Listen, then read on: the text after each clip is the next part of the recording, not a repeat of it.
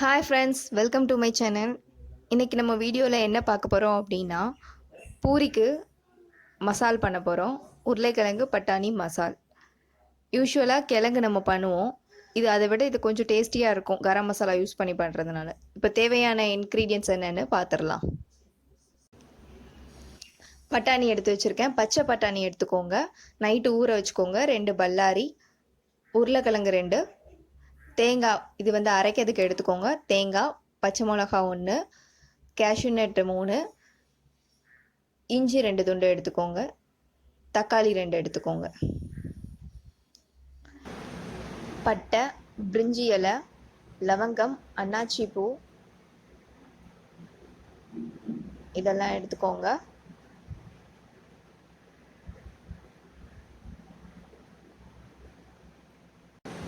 பூரிக்கு இப்போ மாவு உருட்டி வச்சாச்சு. இப்போ அரைக்கக்கூடிய பேஸ்ட்டுக்கு என்னெல்லாம் போடலான்னு பார்க்கலாம். தேங்காய், பச்சை மிளகா, அந்த 3 கேஷ்யூ நட் எடுத்துக்கோங்க.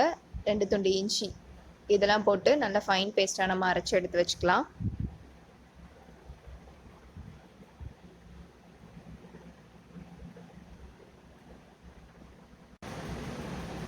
அரைச்சி எடுத்து வச்சிட்டோம். இப்போது மசாலா எப்படி பண்ணலான்னு பார்த்துடலாம். குக்கர் எடுத்து வச்சுக்கோங்க. 3 டேபிள் ஸ்பூன் ஆயில் விட்டுக்கோங்க.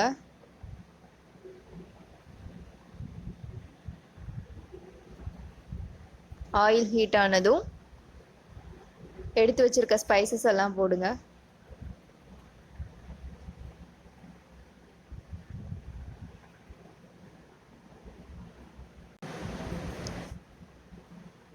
மீடியம் ஃப்ளேமில் வச்சுக்கோங்க, கரிஞ்சிராம.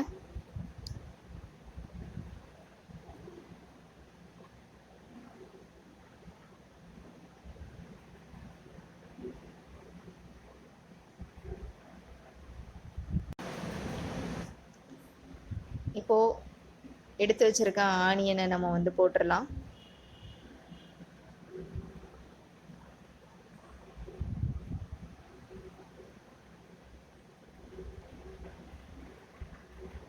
ஆனியன் கொஞ்சம் வெந்ததும் நம்ம தக்காளி ஆட் பண்ண வேண்டியதான். தக்காளி கொஞ்சம் மேஷ் ஆகட்டும். பட்டாணி வந்து நான் முந்தின நாள் ஊற போட்டு பண்ணுற மாதிரி தான் நான் எடுத்திருக்கேன். இல்லை க்ரீன் கலரில் இருக்கும்ல, அந்த பட்டாணியை கூட நீங்கள் வந்து யூஸ் பண்ணிக்கலாம். அதுக்கு நம்ம ஊற போடணுன்னு அவசியம் இல்லை, டைரெக்டாக போட்டால் போதும். இது நான் முந்தின நாள் ஊற போட்டு மறுநாள் யூஸ் பண்ணுற மாதிரி நான் பார்த்துக்கிட்டேன். ஸோ அந்த மாதிரி பட்டாணியை தான் நான் எடுத்திருக்கேன். இப்போ தக்காளி ஆட் பண்ணிக்கலாம். தக்காளி மேஷ் ஆனதும் எடுத்து வச்சிருக்க உருளைக்கிழங்கையும் பட்டாணியையும் நம்ம ஆட் பண்ணிக்கலாம்.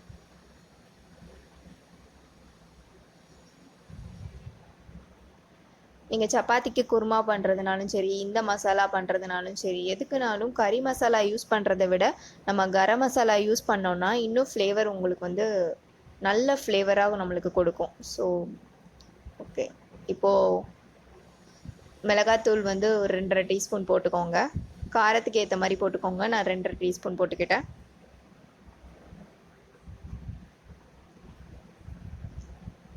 மல்லித்தூள் வந்து 2 டேபிள் ஸ்பூன் போட்டுக்கலாம்.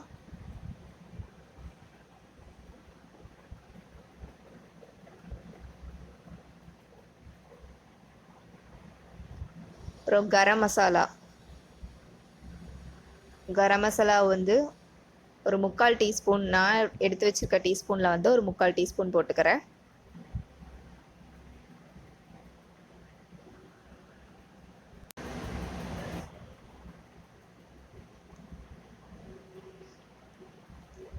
தேவையான அளவு உப்பு ஆட் பண்ணிக்கோங்க.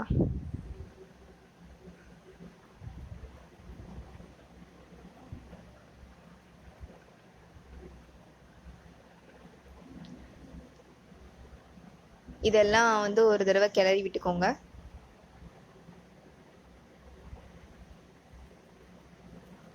கிளறி விட்டுட்டு ஒரு 1.5 கிளாஸ் தண்ணி விட்டுக்கோங்க.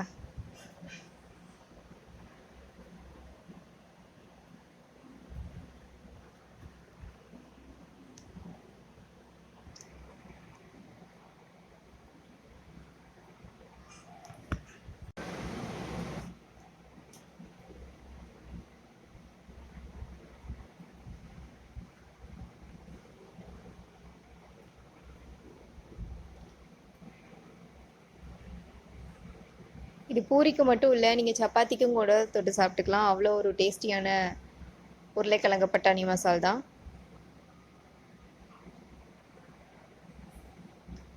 இப்போ எடுத்து வச்சிருக்க பேஸ்ட்டை வந்து நம்ம அதில் போட்டுடலாம். கொதிக்கணும்லாம் அவசியம் இல்லை, ஏன்னா நம்ம குக்கர் விசில் வைக்க போகிறோம். ஸோ அதனால் கொதிக்கணும்லாம் அவசியம் இல்லை, நீங்கள் அப்படியே டைரெக்டாக போட்டுடலாம். போட்டு திருப்பி ஒரு கிளறி விட்டுட்டு லிட் எடுத்து மூடிடலாம்.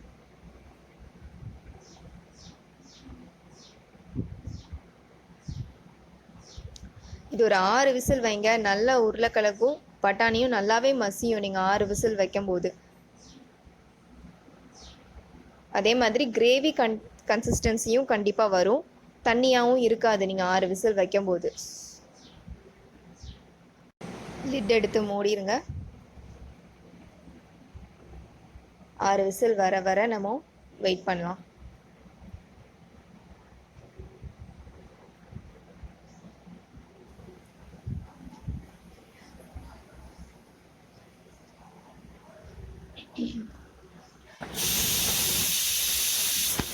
இப்போ ஒரு பவுலில் எடுத்து 6 விசில் வந்ததுக்கப்புறம் ஒரு பவுலில் எடுத்து சர்வ் பண்ணிட வேண்டியதான்.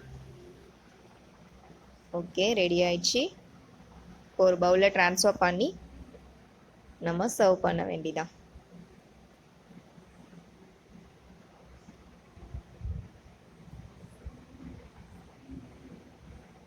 எனக்கு கரெக்டான கன்சிஸ்டன்சி கிடச்சிருக்கு, நான் 6 விசில் வச்சதுனால. ஸோ நீங்களும் 6 விசில் வச்சுக்கோங்க. தண்ணி கரெக்டாக 1.5 கிளாஸ் மட்டும் ஊற்றிக்கோங்க, போதும், சரியாக இருக்கும். இப்போ பூரி பண்ணிடலாம். எஸ், பூரி போட்டாச்சு. நல்லாவே புஷ்ஷுன்னு வருது.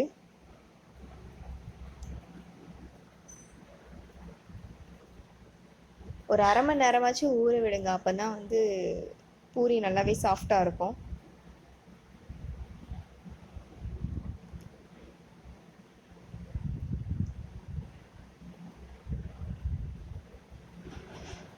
அப்போவே போட்டு அப்போவே எடுக்கிற மாதிரி பார்த்துக்கோங்க. நீங்கள் கொஞ்சம் அந்த மாவு ட்ரை ஆகாத அளவுக்கு பார்த்துக்கோங்க, அப்போ தான் பூரி புஷ்ஷுன்னு வரும். நான் கொஞ்சம் சின்னதாக தான் உருட்டி போட்டிருக்கேன்.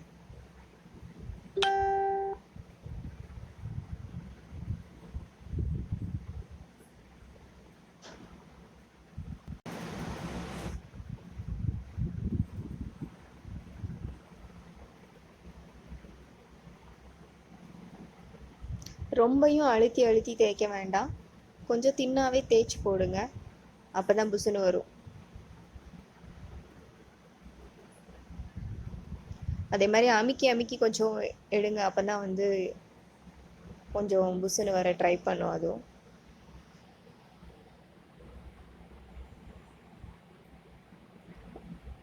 ரொம்பையும் நம்ம சப்பாத்திக்கு போடுற மாதிரி ரொம்பையும் அழுத்தியாச்சுன்னா பூரி ஹார்டாயிரும்.